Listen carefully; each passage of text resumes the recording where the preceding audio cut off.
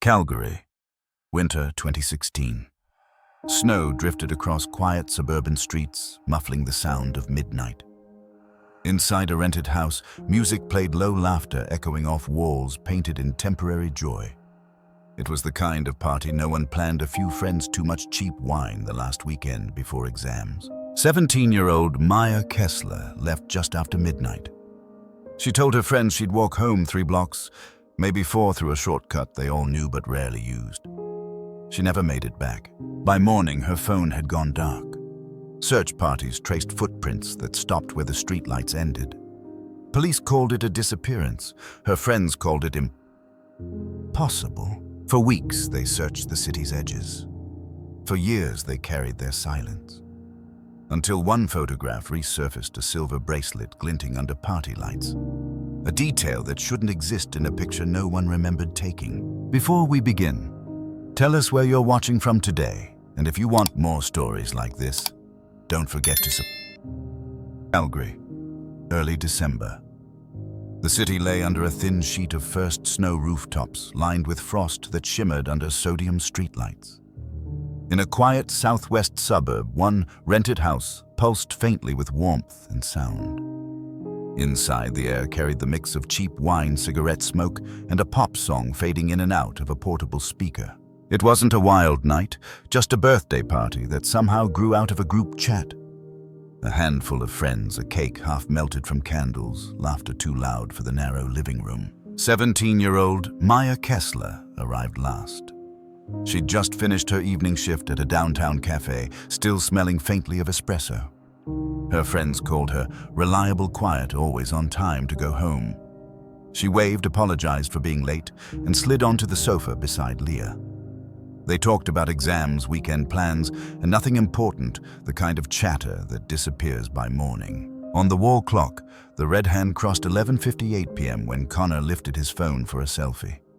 5 faces leaned into frame, eyes half-lidded from tiredness or drink. Maya sat in the middle, paper cup, raised a silver bracelet catching the light, a glint of brightness no one noticed then, but everyone would remember later. At 12:03 a.m., Maya stood. She slipped on her light-colored coat and murmured, "I should head back. My mom wants me up early." Connor asked if she wanted a ride. Maya smiled. "It's fine. 3 blocks." Outside, the street was quiet. Breath turned to fog in the frozen air. Leah stood in the doorway, watching her friend walk into the night. Under the yellow streetlight, the bracelet flashed once before the dark swallowed it. The shortcut home cut through a small park, a dirt path between bare trees, then 2 left turns toward her street. They'd all used it before in daylight. At night, it was unlit, half-blocked by fencing from a stalled construction project. By 1 a.m., Leah sent a text. Home, yet no reply. By 2, she figured Maya was asleep. The next morning, the message was still unread. Calls went unanswered. At 10:45 a.m., Maya's mother reported her missing. Police traced the route. From the house to Maya's home, 1.3 kilometers, less than 15 minutes on foot. 3 possible turns, 2 with street cameras. One frame from the intersection at Glenmore caught a figure walking east at 12:36 a.m. Female, young head, down coat, light-colored, stride steady. The image trembled from wind. The face was blurred beyond recognition, but the outline fit. Investigators flagged it as likely subject. The final ping from Maya's phone came at 12:41 a.m. near Ashland Drive, 2 blocks from her house. Then, nothing. By afternoon, search teams and neighbors combed the area. The park was cordoned off. Dogs traced partial scent trails that ended near tire ruts. No dropped items. No phone, no bag. That evening, her friends gathered outside Maya's home. The porch light stayed on. Her mother sat on the couch inside, hands wrapped around a cup of untouched tea. Through the window, Leah saw Maya's school notebook still open on the table, pen resting mid-sentence. Connor printed posters. Eli drew a route map on the hood of his car, circling each turn. Nora whispered, "Maybe she just needed space." Leah snapped. She wouldn't disappear. Later, alone in her room, Leah scrolled back through the photos from that night. She stopped at the selfie, zoomed in.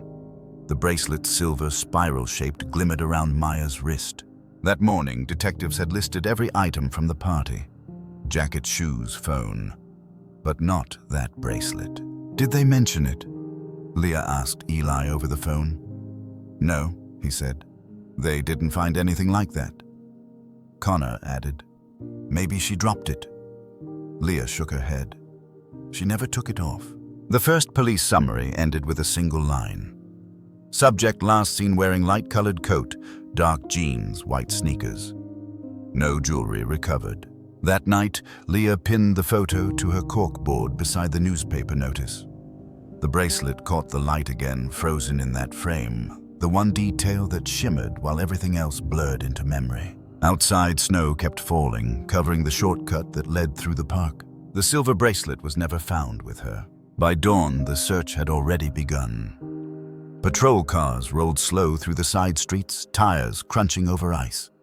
Officers knocked on doors asking the same 3 questions. Did you see her? Did you hear anything? Did you notice someone walking alone? Most replies came with a shake of the head and a half-closed door. Detective Sophie Durant marked the map taped to her hood 3 possible routes from the party house to Maya's street. The first followed the main road lit and visible. The second curved behind a row of garages. The third, the shortcut cut through Evergreen Park, a strip of undeveloped land where a stalled housing project left trenches half filled with frozen rain. By noon, the snow had turned to slush. Volunteers gathered at the cul-de-sac, hands wrapped around paper coffee cups, eyes darting to the police tape at the park entrance. Leah stood among them, shivering, replaying the last glimpse of her friend, the small wave, the quick smile, the bracelet glinting once before the dark. When questioned, their stories didn't match. Leah remembered Maya leaving through the front door, pulling her hood tight, saying she'd walk. Eli insisted she slipped out the back, said he heard the door click while Connor turned off the music. Nora thought Maya had borrowed her jacket, a dark blue parka with a missing button, but the CCTV showed someone in a pale coat. Connor claimed he walked her to the gate, yet no one else saw that. Detectives wrote down each version, underlined, the Thames circled the contradictions. A neighbor on Ashland Drive mentioned a sound, a quick, sharp cry around 12:15 a.m. Then, silence. She thought it was kids playing in the cold. At 4 p.m., searchers found a single shoe at the park's edge. White canvas, untied. The tongue clean, no mud, no scuff. The detective frowned. If Maya had crossed the slush and frozen ground, the soles would have been darkened, the canvas stained. Instead, the shoe looked as though it had been placed there, not dropped. Leah stared at it behind the tape, whispering, "Those are hers." Durant shook her head. "We'll test to be sure." That night, the friends gathered in Leah's basement. The air was heavy with the smell of damp coats and silence. On the table lay the printed selfie corners, curling from handling. Leah fixed it to the corkboard above her desk. Connor traced the map with a marker. If she left at 12:03, she'd be near Ashland by 12:40. That fits the phone ping. Eli leaned back. Unless she didn't take the shortcut. She always took it, Leah said quietly. Always, Eli's voice sharpened. Even after he stopped himself. Leah looked up. After what? But no one answered. In the days that followed, posters appeared on lampposts, bus stops, and grocery store walls. Missing Maya Kessler, age 17. The city looked away the way cities do, sympathy fading between headlines. 2 weeks passed. Snow hardened into crust. Search teams dwindled. The park grew quiet again. Leah spent evenings scrolling through Maya's photos, searching for something, a message, a hint. In the gallery, she stopped at the selfie again. The bracelet caught her eye, silver, narrow, engraved with a faint spiral pattern. She hadn't noticed before, but now the reflection in its curve looked strange, almost fractured, like light bending through a drop of water. She printed the photo, pinned it higher, drew a circle around the bracelet with a red pen. She was wearing it, she whispered. That means something. Across the table, Connor exhaled. It's just jewelry. No, Leah said, staring at the photo. It's proof she made it that far. Eli rubbed his face. Proof of what exactly? That she left. That she was real. That she was with us. The house grew silent. Outside, the wind pressed against the window panes, rattling them like knuckles on glass. Later, when Leah closed her eyes, she saw the bracelet again, how it caught the light, how easily it could slip off into snow or mud or something worse. Weeks later, when the case file was updated, a single notation appeared under recovered items. One white sneaker left. Soil trace none. Owner undetermined, but Leah already knew. The shoe was clean. Too clean. The photo wasn't lying. The bracelet still shone frozen in that frame, while everything else blurred into doubt. That night, Leah dreamed of her friend walking into the dark, one hand raised silver light, flickering at her wrist, then vanishing between the trees. That image would stay with her long after the search ended. The photograph would soon become the only piece of evidence they trusted. Posters flapped in the wind edges, curling colors fading under frost. 2 weeks had passed, and Calgary moved on headlines, shifting attention, thinning. But for those who knew Maya, the city had changed shape. Every alley became a question. Every shadow might hold her name. Leah spent afternoons in the command post tent beside Evergreen Park, sipping burnt coffee from paper cups, circling dates on a notepad. Police scaled back their daily searches.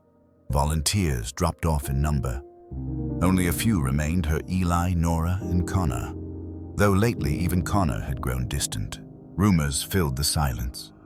She ran away. She met someone online. She wanted to start over. Leah heard them all at the grocery store, on the bus, whispered in the hallway at school. None made sense. Maya was the type to text back, the type to set alarms, the type to come home. The Kessler family released a brief statement through police. We ask for privacy as we continue to work with investigators. We believe Maya is still out there. After that, no more interviews. Curtains stayed drawn. One night, Leah sat cross-legged on her floor, scrolling through the old group chat. The thread stretched back months, jokes, memes, plans. But that night, the night she vanished, had gaps.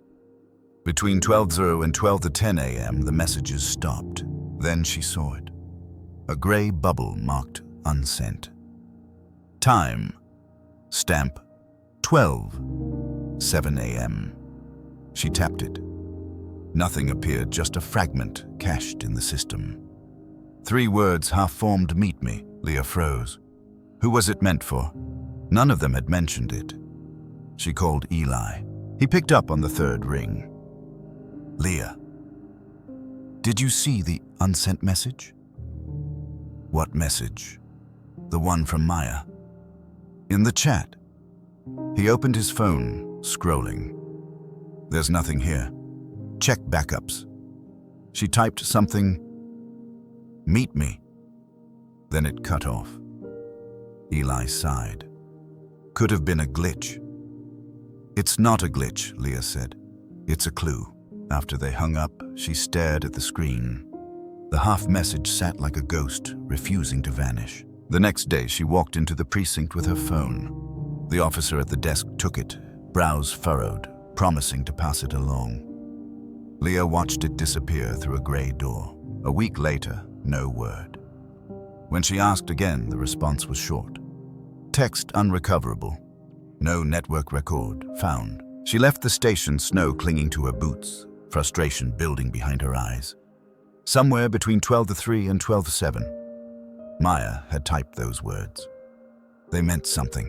Back home, Leah pulled open her dresser drawer. Inside lay the printed selfie, now wrinkled from overhandling. The silver bracelet glimmered faintly in the image.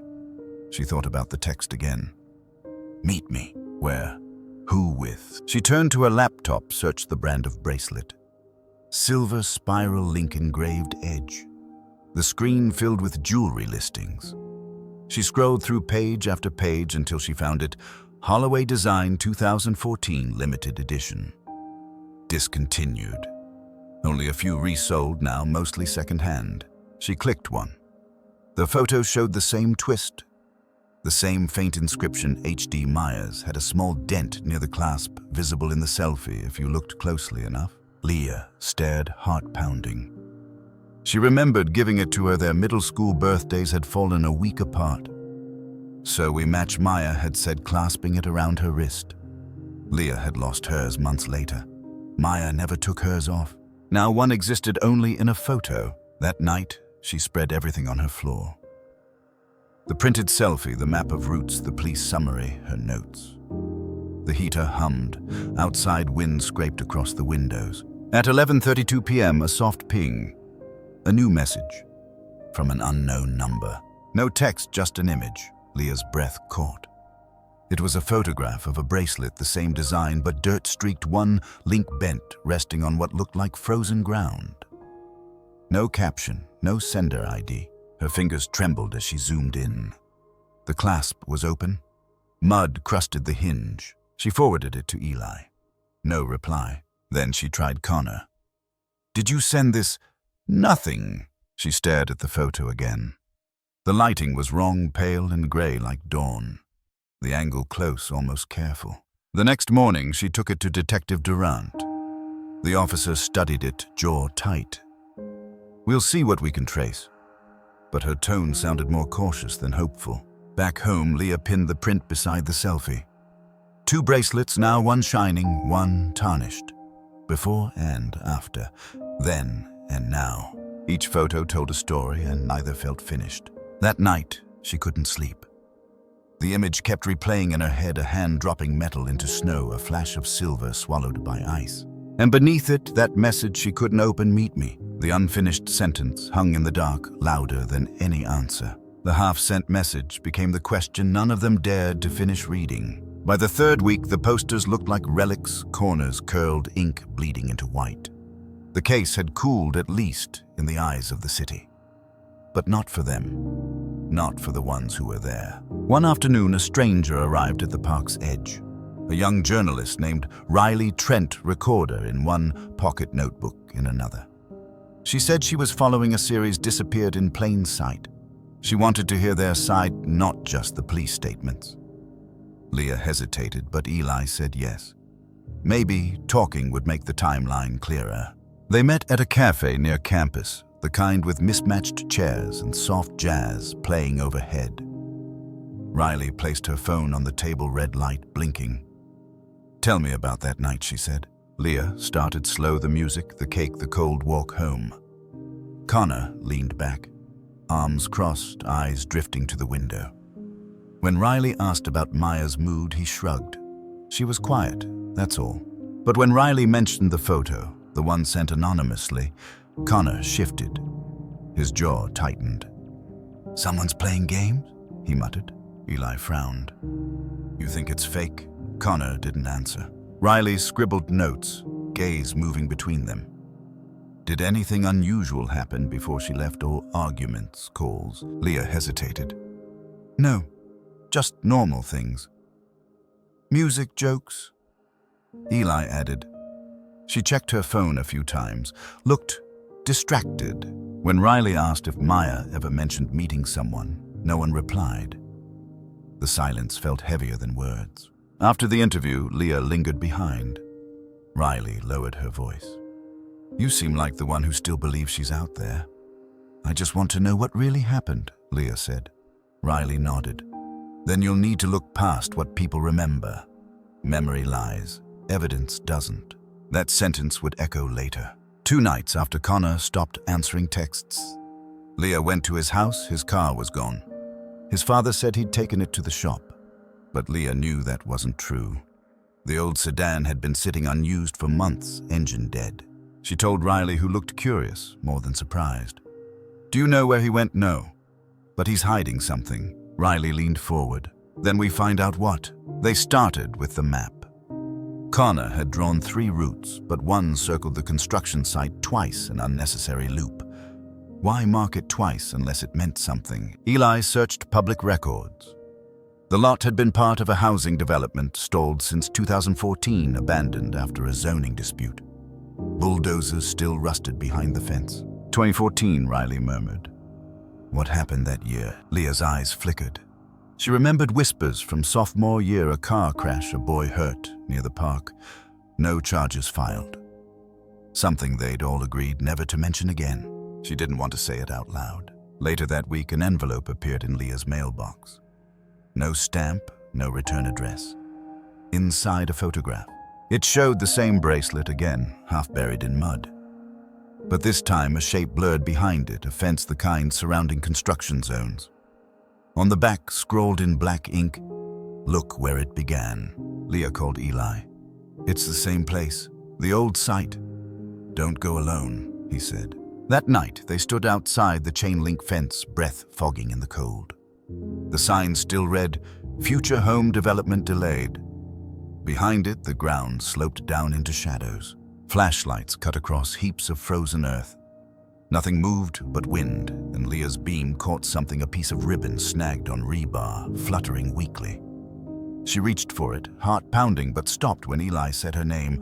Low warning. Under the beam of his light tire tracks, pressed into the dirt, hardened now by frost.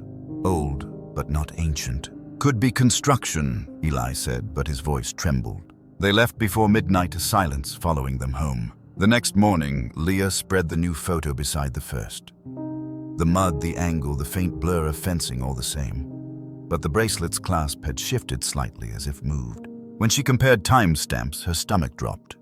The first image's metadata read 12:47 a.m.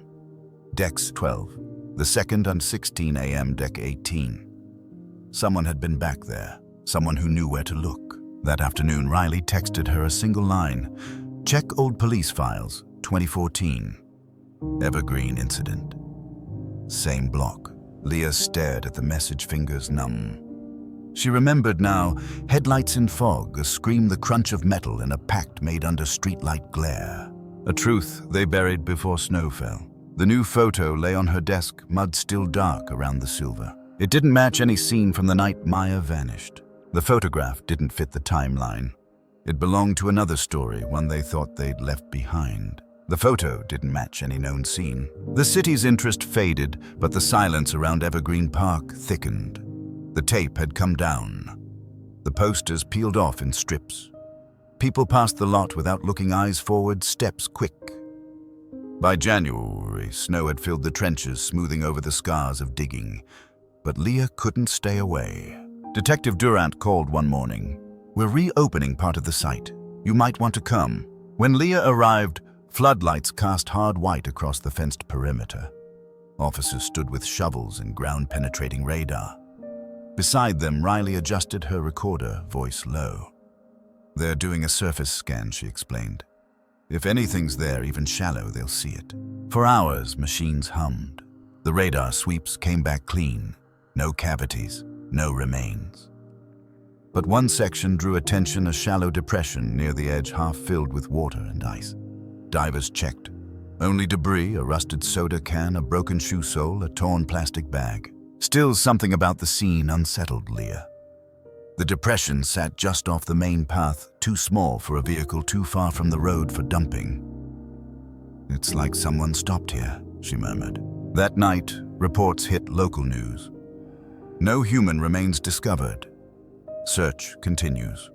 Most viewers changed the channel before the segment ended. At school, whispers started again. She faked it. She's living somewhere else. She got caught up with someone. Leah ignored them. She focused on details, dates, distances, objects, because details didn't lie, not like people. When she reviewed the footage again, she noticed something small. The figure on the CCTV wore a light coat. Yes, but under the motion blur, something darker beneath near the cuffs. Layers. Nora, during her interview, had sworn she loaned Maya her dark blue parka. She said hers was too thin, but in the photo, Maya wore her own cream-colored fur-lined. Inconsistency piled on inconsistency. Leah called Nora that evening. "You're sure you gave her your jacket?" "Yes." Zipper was stuck. "I told her not to lose it, but the CCTV shows her in hers." Nora paused. Then, "Maybe I'm wrong." "You said the same thing twice, Nora. Which is it? I don't know anymore." "Okay." The call ended. 2 days later, a new item surfaced. A park worker found a scrap of fabric caught in a fence near the lot's far corner. faded under frost but still clinging. Lab results came back 3 days later. Synthetic fiber, navy hue partial acrylic blend. Not common for modern jackets. Durant told Leah off the record. Could match Nora's coat. We're checking old retail lines. Leah stared at the evidence photo. The torn edge looked frayed, not cut, like it had caught while someone was climbing over. Riley pressed for more. If that jacket was hers, someone else wore it. Or someone switched them. Why, Leah asked. To change who the camera saw. That idea lodged deep. If the coat in footage wasn't Maya's, maybe the person wasn't either. Maybe someone wanted them to believe she left. At home, Leah pulled out her old yearbooks, searching for any image of the jacket. Maya had worn it on a field trip once, dark navy faux fur hood, one missing button. The scrap matched exactly. She pinned the photo beside the others, the shining bracelet, the muddy one, now the fabric. Threads connecting threads. Later that week, another memory surfaced, the 2014 party. The same group, the same lot before fences went up. They'd gathered there with friends passing around a flashlight, daring each other to walk into the half-built foundation. Someone slipped, someone screamed.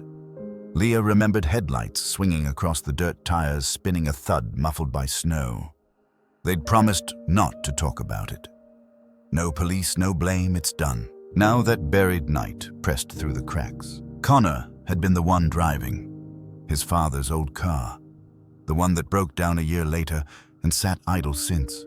Durant called again. We checked the old permit records. That construction site. It shut down after an incident.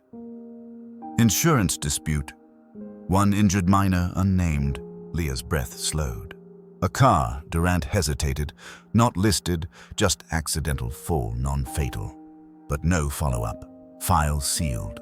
Riley's eyes lit. That's it. That's the route. Someone got hurt here before.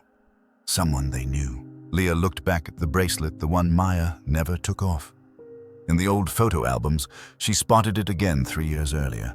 Same design, but slightly thinner. That meant something, maybe a replacement, maybe a repair. She turned the page. Maya smiled, hand-raised bracelet flashing, and behind her the half-built wall of Evergreen's lot. The first time they went there, she closed the book slowly. It started here, she whispered, long before that night. On her wall, the pinned photos rippled as a draft slipped through the window.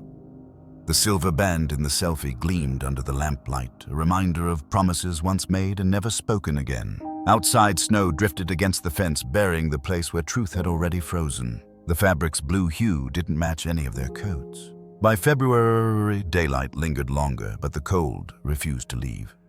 Each sunset cast the same bruised orange across Evergreen Park, lighting the half-frozen puddles where searchers once stood. The city had stopped talking.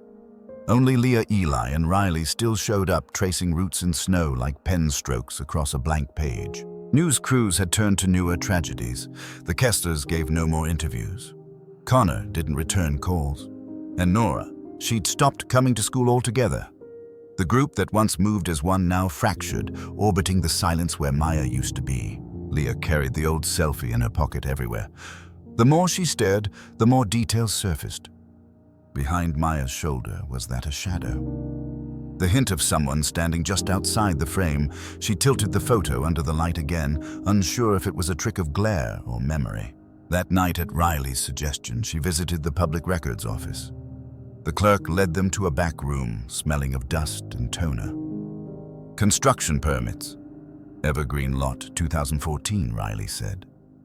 They waited as files thudded onto the table: blueprints, invoices, a thin manila envelope stamped "Closed Incident Report."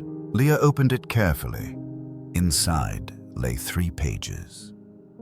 Date March 14th, 2014. Subject: unreported vehicle intrusion. Details: minor injured evacuated before responders arrived. Driver left scene. Investigation suspended. In the margin, a single note in pencil. Contact withheld per juvenile status. Riley leaned over. You see the pattern? Leah nodded slowly.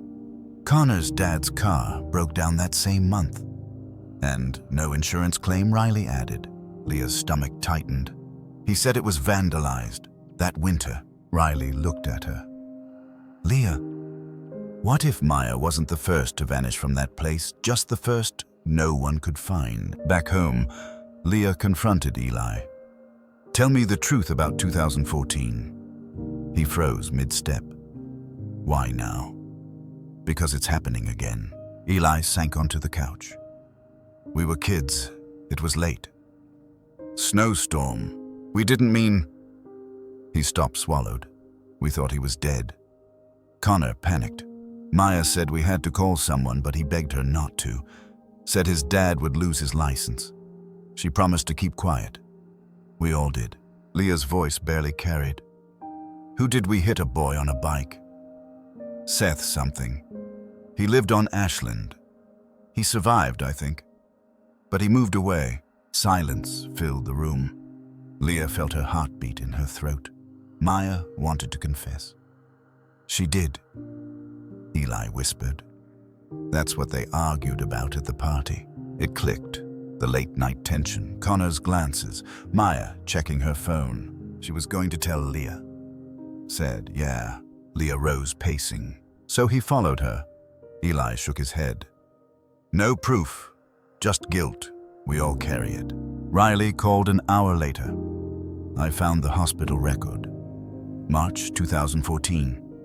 Male, age 15, head trauma, partial amnesia. Released after 10 days.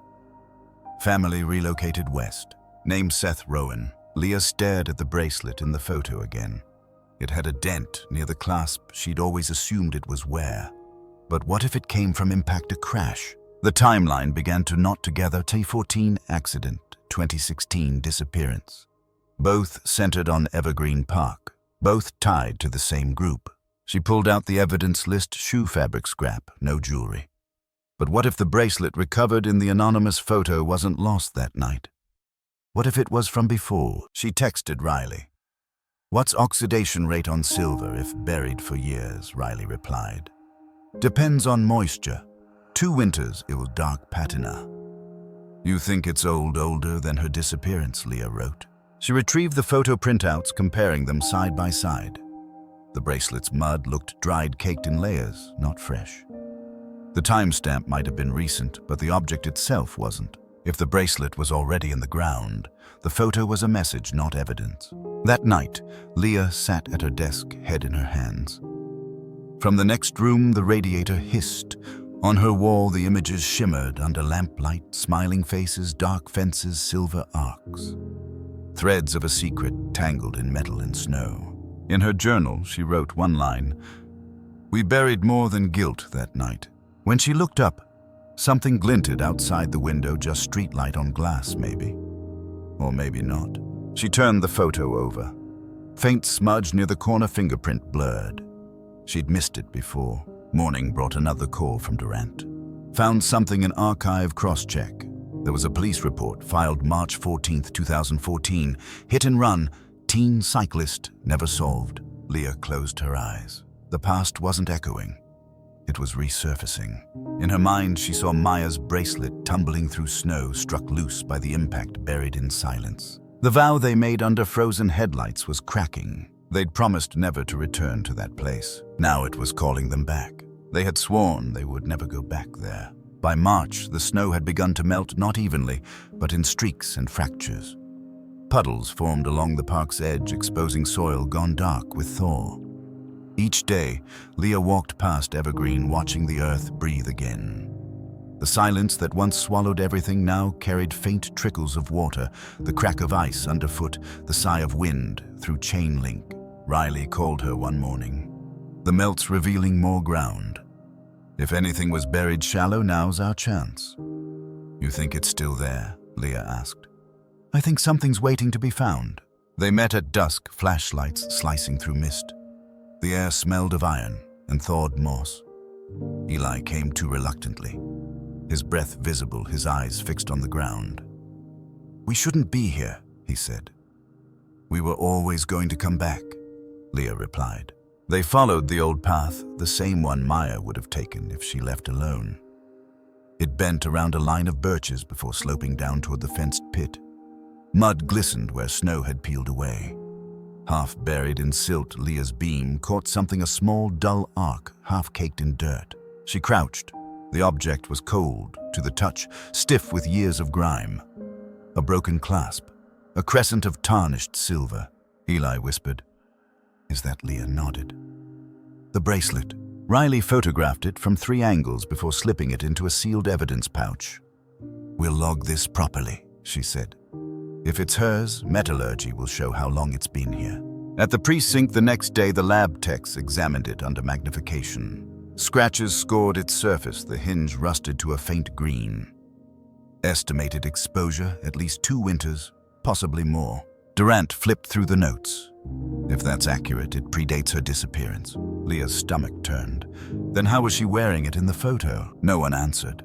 Later, Riley spread the photos across the table, the selfie from 2016, the anonymous mud-streaked shot, and now the recovered clasp. In each, the bracelet looked slightly different, gleam, bend, hue. "We might be dealing with 2, she said quietly. "The original and a replacement." Leah stared. Why replace it to hide damage or to cover what it meant? That night, Leah walked home past the darkened street where Maya's phone last pinged. She stopped beneath the lamp at Ashland Drive, looking toward the park. In her hand, the printed image of the bracelet bent under her grip. If the original had been buried for years, then the version Maya wore that night wasn't the one from their childhood. It was a replica, a symbol of a promise remade, not remembered. Eli texted after midnight. "I keep thinking about that night. The crash. She was the one who said we couldn't just leave him. She tried to make it right. Eli. We all tried to forget. But forgetting didn't bury evidence. It only froze it, waiting for thaw. 2 days later, Durant called again. We ran the oxidation pattern. This clasp was in soil since at least 2014. Whoever sent that photo in December, they knew exactly where to find it. Riley leaned back, tapping her pen. Then, whoever photographed it dug it up, not discovered it. Leah frowned. "You're saying they uncovered something they already knew was there? Or they wanted to remind you what you'd buried?" That evening, Leah drove past Connor's house. The driveway was empty, mail piled on the porch. His father's car, the one they'd driven in 2014, sat rusting in the side yard, windows fogged from inside. She stopped, engine idling, snow melting into steam on the hood. A motion sensor light flickered on, throwing her reflection across the windshield. In that brief flare, she saw a glint in the passenger seat. Something small, metallic, half hidden beneath an old blanket. She stepped out. Her boots crunched ice. The car door creaked open with a stiff groan. Inside, dust thickened the air. On the seat lay a second bracelet, same design, unmarred, clean. A mirror of the one pulled from the ground. Her breath caught. 2 bracelets, one buried, one preserved. Behind her, a dog barked. A window light snapped on. She backed away, heart hammering, leaving the car door ajar. By the time she reached home, her hands were trembling. She placed the photo of the clasp beside her notes. 2 circles, 2 timelines, 2 truths. She wrote in her journal, 1 for what we lost, 1 for what we hid. Outside, the thaw deepened. Water coursed through cracks, loosening roots, carrying fragments downstream. In the half-melted mud where they'd found the clasp, the imprint remained a small hollow, shaped like a wrist, holding nothing. The bracelet had been buried before she ever disappeared. The discovery of the clasp changed everything. What once felt like a linear search, a single night, a single route, had fractured into 2 timelines. One frozen in 2014, the other still missing since 2016. The bracelet no longer marked where Maya vanished. It marked where the truth began. Leah couldn't sleep. Every time she closed her eyes, she saw 2 versions of the same girl, one wearing the bracelet, walking away under streetlights. One already gone, her promise buried under years of silence. She spread the evidence across her bedroom floor. Photos, maps, the police summaries, her own sketches. Each had a piece of the puzzle, but the lines never met. In one corner, she pinned the selfie, 11:58 p.m. 5 smiles, 1 flash of silver. Above it, the photograph sent by the anonymous number. Below, the lab report confirming the clasp's age. Somewhere between those 3 moments, someone had rewritten the story. Connor's name lingered on every unanswered message. He'd vanished from the group chat, stopped showing up at school, even scrubbed his social media. His house stood dark, the mailbox stuffed with flyers. Riley suggested they confront the gap head-on. If he edited something, we'll find it. Send me that selfie file. Leah hesitated, then attached the image. An hour later, Riley called back, voice tight with certainty. There's a digital artifact. You can't see it, but the metadata shows an edit at 3:02 a.m. DEC. 3 hours after Maya left. Edited how adjustment layers cloning. Someone covered a shadow on her wrist, looks like dirt or a bruise. Leah's breath caught. Why would he hide that Riley exhaled? Because it doesn't fit the version he wanted remembered. Leah printed the untouched file. Riley sent the original buried inside the data. Under the lamplight, faint but visible, a mark curved around Maya's wrist. Not mud, not reflection.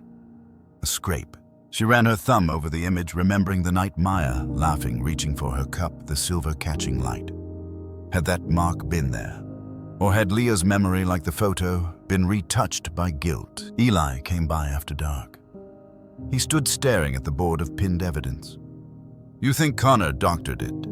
He was the one holding the phone. Maybe he just cleaned it up. No, she said, voice low. He was racing something. Riley joined them with a flash drive. The edit log shows at least 2 saves. The second one cropped the background. There used to be someone behind her faint near the window. Eli frowned. Another guest or someone outside. Leah whispered. She played the recovered frame. Through the frosted glass, a vague outline lingered. Too blurred for detail, but tall, unmoving. Watching. Could that be Connor? Eli asked. Leah shook her head. He was inside. He took the picture. Then, who? She didn't let him finish. The silence said enough. They drove to Connor's house again, headlights cutting through thin fog. The rusted sedan still sat in the yard, half buried in ice. Leah opened the door, this time deliberately, and took the second bracelet. It was cold, spotless, the clasp unbent. Why keep this hidden? Eli asked. Because the story only works with one, Leah answered. Back home, she placed the clean bracelet beside the broken one. Same size, same engraving, one pristine, one scarred, 2 halves of a lie. Riley documented each under controlled light, noting subtle differences, the clasp, tension, the wear on the links. This one's never been worn, she said, holding the spotless copy. It's a stand-in. A prop. Leah nodded. He replaced it before that night. So when people saw her bracelet, they saw the story he wanted them to. She looked at the photo again, the edited light, the erased bruise, the smiling faces unaware of the frame's falsehood. The next morning, Durant confirmed Connor's car had been impounded overnight, found abandoned near the old rail yard. Inside, police recovered camping gear, an empty fuel can, and torn notebook pages filled with coordinates and dates. No sign of Connor. Leah read the list twice. One date stood out, March 14, 2014. The night of the accident. The first burial. Another line followed. If she tells it all, comes back. Her throat tightened. The photo. The bracelet, the edits. They weren't cover-ups for a stranger's crime. They were artifacts of a promise cracking under its own weight. Leah pinned the new bracelet on the board beside the broken one. 2 circles catching lamplight, spinning different truths. In the quiet, she whispered to the empty room. You were trying to make it right, weren't you, Maya? But the only answer was the faint rustle of pinned paper shifting in a draft that smelled of thawing earth. Outside, snow dripped from eaves, tapping steady against the glass like a countdown. No one was certain now if Maya ever truly left that house. By spring, what had begun as a missing person search had turned into an excavation not just of ground, but of memory. Every new piece of evidence seemed less about where Maya went and more about what she carried with her. The broken bracelet, the hidden photo, the erased bruise, and a promise made in another year under another winter sky. Riley worked late at the library archives, chasing paper trails that city databases had long forgotten. When she called Leah that afternoon, her voice was sharp, urgent. "I found it. A civil filing from 2014. Settlement sealed plaintiff Rowan S. defendant Kessler autolooted. It was about an accident on Ashland Drive. No criminal case, just a payout." Leah froze. "Connor's dad's garage." "Exactly." Insurance handled it quietly. The injured party, Seth Rowan, 15. Head trauma. Family moved west 3 months later. Leah glanced at the bracelet pinned on her wall, then the old selfie. "Maya wanted to confess," she murmured. Riley replied softly. "And someone wanted to keep her from doing that." That evening, Leah met Eli in the park. The air smelled of wet bark and thawed soil. They stood beside the fence where the clasp had been found. Leah said, "We built our silence here." Eli's hands tightened in his pockets. "You don't know what it was like. We thought we'd killed him." "You didn't," she said, "but you buried the truth anyway." He exhaled, shaking. She couldn't live with it. At the party, she told Connor she was done keeping secrets. She said she'd call the old detective. "I tried to calm her down, but Connor..." His voice cracked. He said she'd ruin everything. Leah stared at the mud under their boots, dark and slick with melt. "They fought." Eli nodded. "In the kitchen, after midnight, I heard her say, 'You can't erase what you did.'" He grabbed her arm. She pulled away. Then she left. Leah's stomach twisted, so he followed her. Eli looked down. "I don't know. I left before he did." Back home, Leah searched Maya's old phone backups again, this time not for photos, but for audio. She scrolled past voice memos, notes, alarms. Near the bottom, a file dated Dec 12, 2016, 12:39 a.m., labeled Draft Wave. She hit play. Static. Then a breath. Then Maya's voice, soft shaking. "You promised me." A rustle, a sharp exhale. Then nothing. Leah replayed it twice, the sound looping like a heartbeat. The timestamp landed 2 minutes before the phone signal vanished. She sent it to Riley, who forwarded it to Durant. Within hours, the file was logged, transcribed, stored under Supplemental Evidence Audio Fragment A. In the report margin, Durant wrote, "Subject confronts known party. Emotional tone elevated. Possible altercation." Leah stared at that line. Possible. As if any of this was certain anymore. She met Riley the next morning at the diner across from the station. She recorded him, Leah said. She was scared. Riley sipped her coffee, eyes scanning the transcript. Or she wanted proof. Proof of what Riley looked up, that she tried to tell the truth.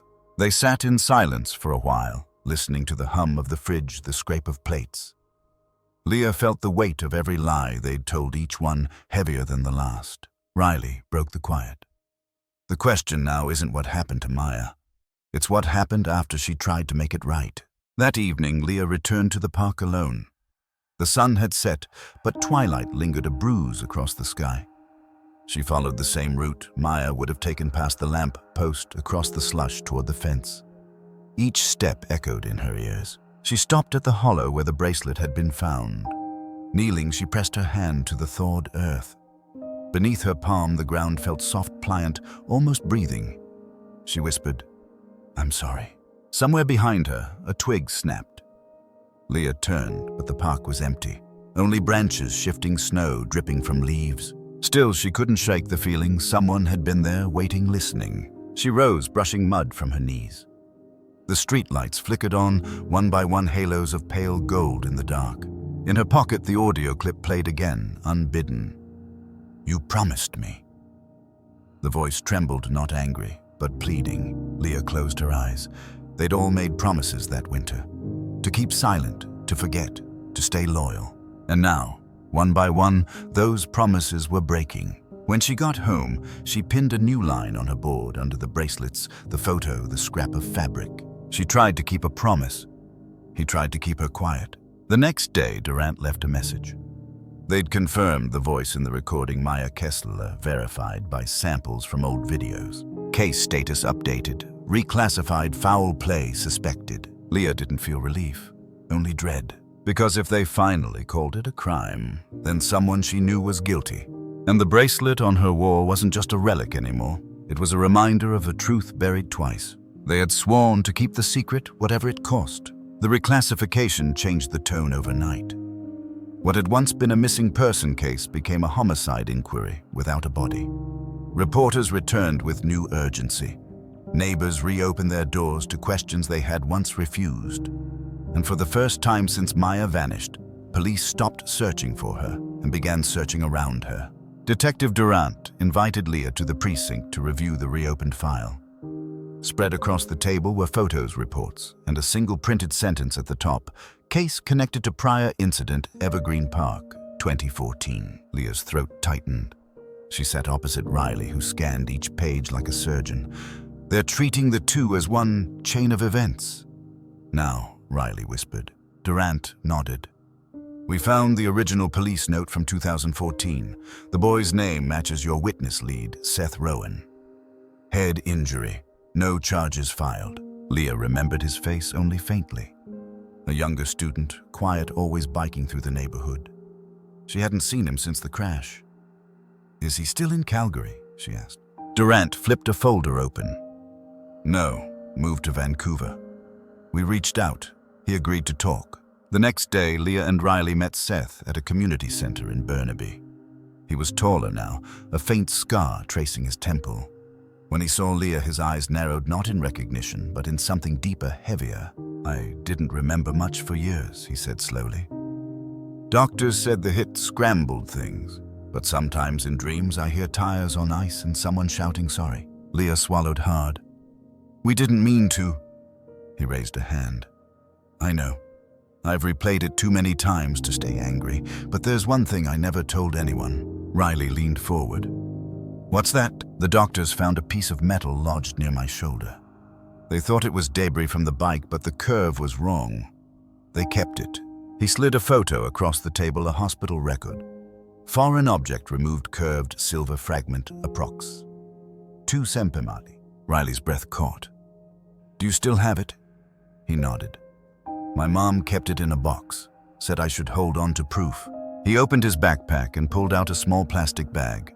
Inside, the fragment glinted under fluorescent light, bent, oxidized, faintly engraved with a spiral. Leah stared. It's from the bracelet. Seth nodded.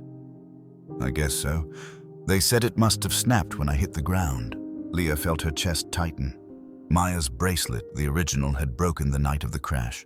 The one she wore in 2016 must have been a replacement. Riley asked, Do you remember who was there?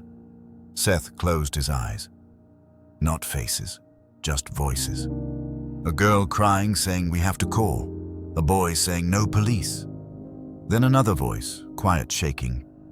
I'll fix this, Leah whispered Maya. Seth looked up. She came to the hospital once, a week later.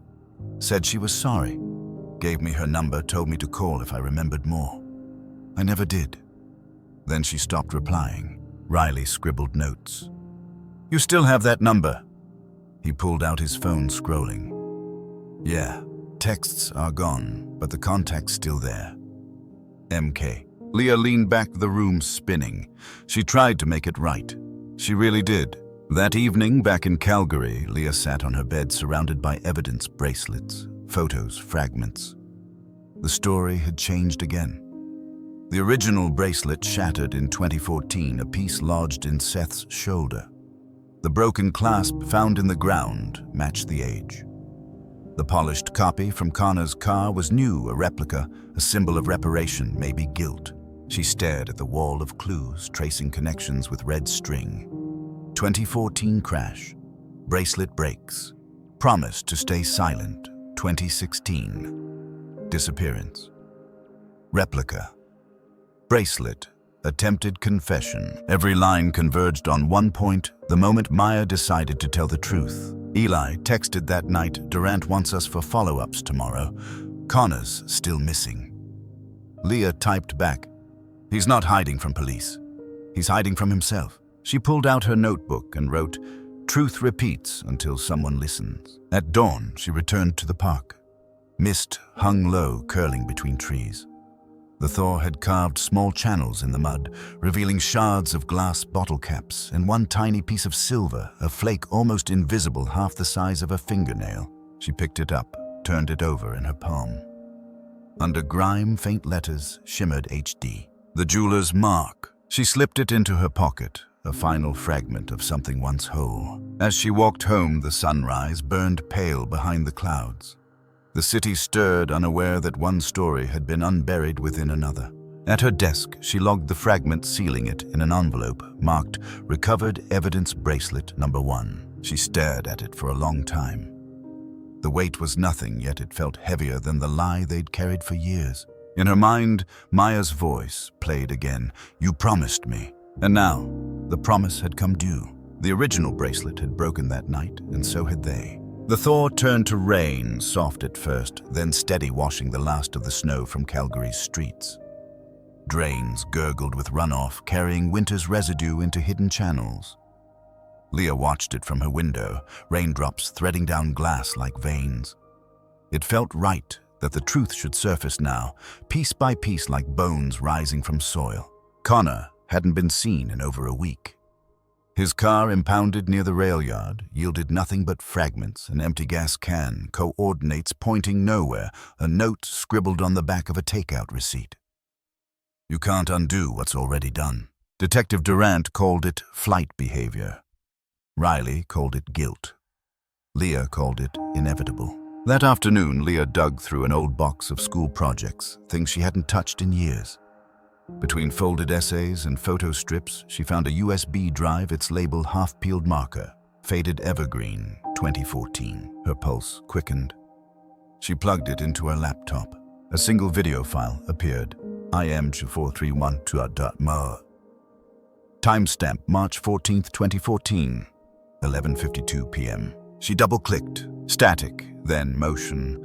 The footage wobbled, handheld, unfocused laughter headlights bouncing through fog. Voices young, careless. Leah behind the camera, giggling. Connor's voice in front. We shouldn't be here. Maya's voice clearer. Just one lap, then we go. The camera swung, catching the skeletal outline of unfinished walls, piles of timber snow reflecting beams of light. Music hummed faintly from the car's stereo. Then a blur. Tires skidding, a shout. The camera jolted sideways. Maya screamed, "Stop!" Metal hit something soft. The world went white. Then silence except for wind and a distant moan. The camera fell, lens tilted upward. In the frame, snowflakes drifted through headlights. Connor stumbled into view, breath ragged. Leah's own voice whispered, "Oh my God." Maya knelt beside a motionless figure, a boy small, his bike twisted. She turned toward the camera, eyes wide, tears freezing on her cheeks. We have to call... Connor shouted back. No police. Maya shook her head, voice breaking. We can't leave him. He gripped her arm. He's breathing. We go now. The camera swung again, capturing chaos footprints, steam rising from the hood. The silver bracelet sliding loose from Maya's wrist, tumbling into snow. The frame froze there, glinting in headlights. The video cut off. Leah sat motionless, the hum of her computer loud in the dark. She'd buried this footage literally, maybe. She didn't remember keeping the drive. But it existed unaltered, a time capsule of everything they'd spent years denying. She pressed replay slower this time. The last frame held something she'd missed before, a shadow beyond the crash site near the tree line. Another figure, not one of them, standing still watching, her breath caught. Who was that? She scrubbed the timeline back and forth. The figure never moved. No reflection, no flash, just presence. The next morning, Leah handed the drive to Durant. The detective watched the footage twice before speaking. This confirms the 2014 crash, but not her disappearance. Leah nodded. No, but it shows how far we'd go to bury it. Riley added. And someone else was there. Look in the corner. Durant paused, to the frame zooming in. The pixels bled into grain, but the silhouette remained. Broad shoulders, a hood, possibly male. We'll run enhancement, she said.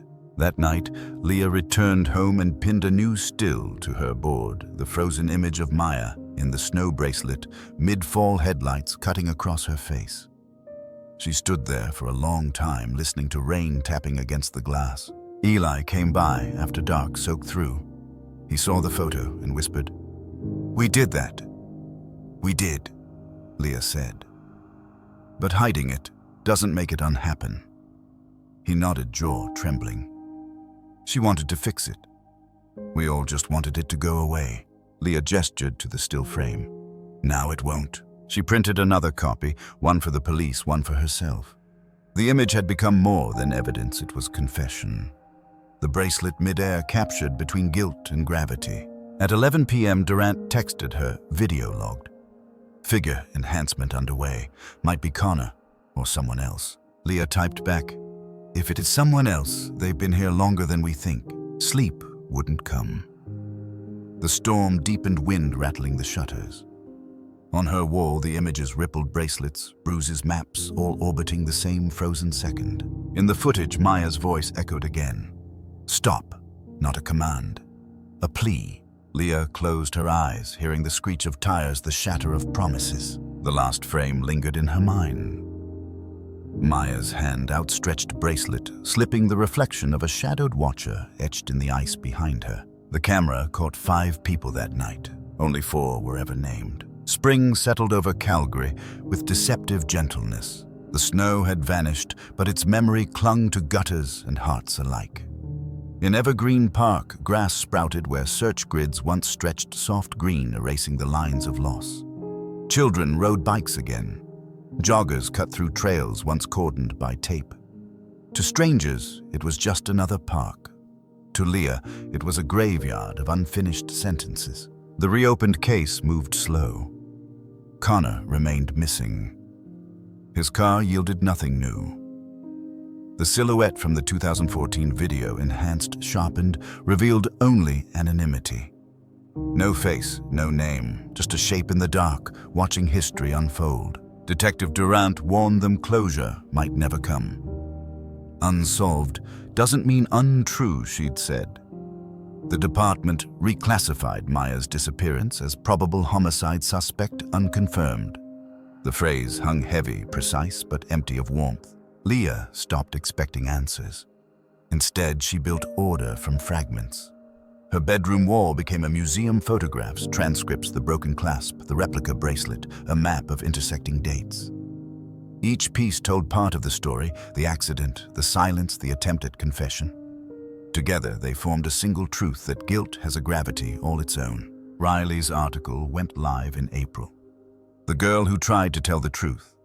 It traced the path from 2014's hidden crash to 2016's vanished witness, naming no culprits but illuminating every omission.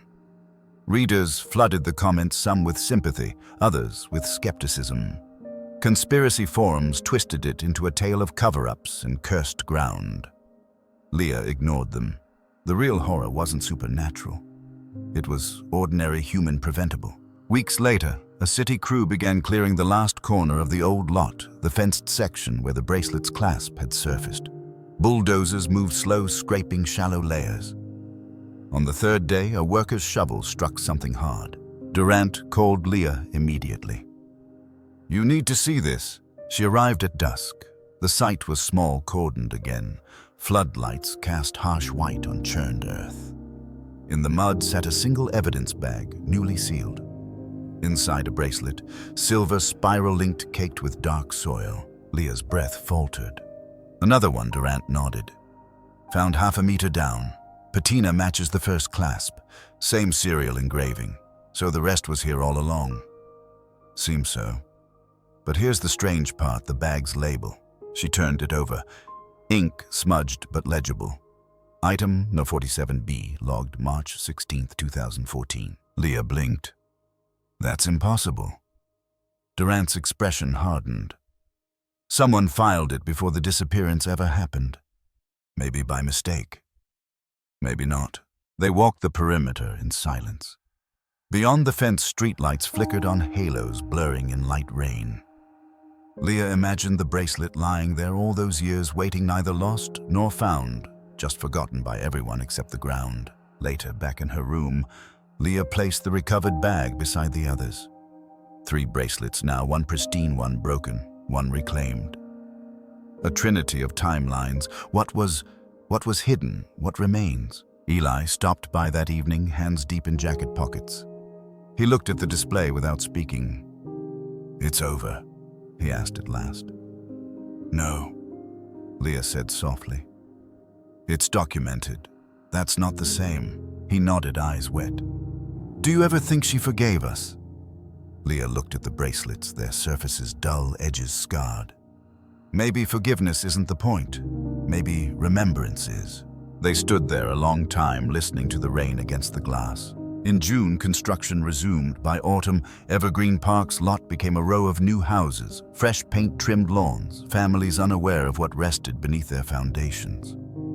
Time built over evidence, as it always does. But in the cold vault of the Calgary Police Evidence Room, a shelf bore a sealed box labeled War 167431, Kessler, M, unresolved. Inside lay the bracelet, its spiral links, cleaned clasp repaired, tagged as Exhibit A. Under fluorescent light, it gleamed faintly, as if remembering the last hand it circled. Some nights, Leah still walks past the park. The air smells of cut grass and distant rain. She stops by the fence line where light pools faintly on damp earth and whispers a name no one answers. The truth was never buried deep, only long enough to be mistaken for silence. In the archive, the label still reads Recovered Unknown Female, and somewhere in that blank space between record and reality, a silver bracelet keeps its quiet orbit, reflecting nothing but the weight of what was left unsaid.